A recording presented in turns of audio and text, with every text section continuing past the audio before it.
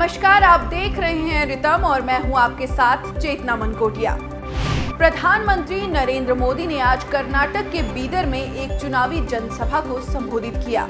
PM ने कांग्रेस पर तीखा हमला करते हुए कहा कि कांग्रेस शासन की तुलना में भाजपा शासन के तहत राज्य में विदेशी निवेश 3 गुना बढ़ा है।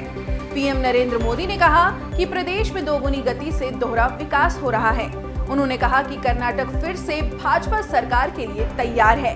पीएम ने कांग्रेस पर हमला बोलते हुए कहा कि कांग्रेस ने केवल कर्नाटक के किसानों और लोगों से झूठे वादे किए थे। कांग्रेस सरकार के तहत राज्य के किसानों को कोई लाभ नहीं मिला।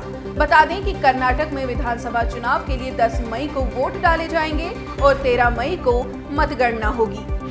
अफ्रीकी देश सूडान में लगातार हालात बिगड़ते जा रहे हैं। ऐसे में भारत सरकार द्वारा हिंसा प्रभावित सूडान में फंसे भारतीयों को निकालने के लिए ऑपरेशन कावेरी चलाया जा रहा है।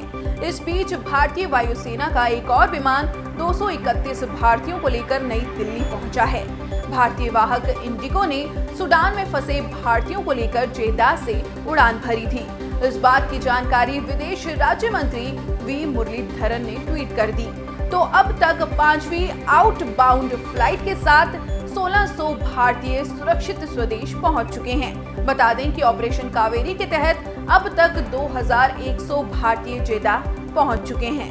केंद्र सरकार के अनुसार सूडान में 4000 भारतीय रहते हैं, जिन्हें वहां से निकालने का काम लगातार जारी है।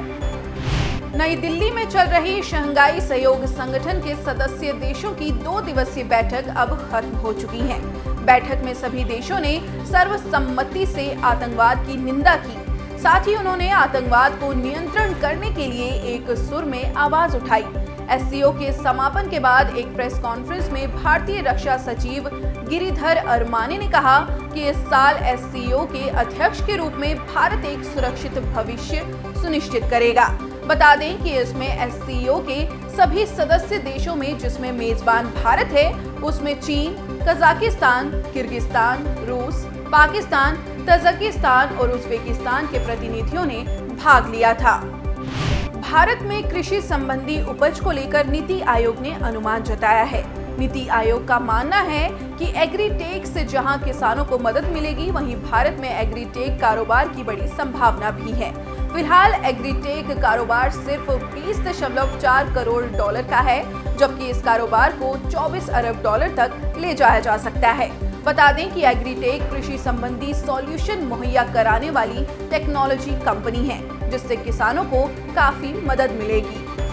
कर्नाटक विधानसभा चुनाव को लेकर राज्य में राजनीतिक दलों का प्रचार तेज हो गया है। इन सब के बीच मध्य प्रदेश के मुख्यमंत्री शिवराज सिंह चौहान भी कर्नाटक में बीजेपी के लिए चुनाव प्रचार करने पहुंचे हैं। शिवराज सिंह चौहान ने पत्रकारों से बातचीत करते हुए कांग्रेस पर निशाना साधा।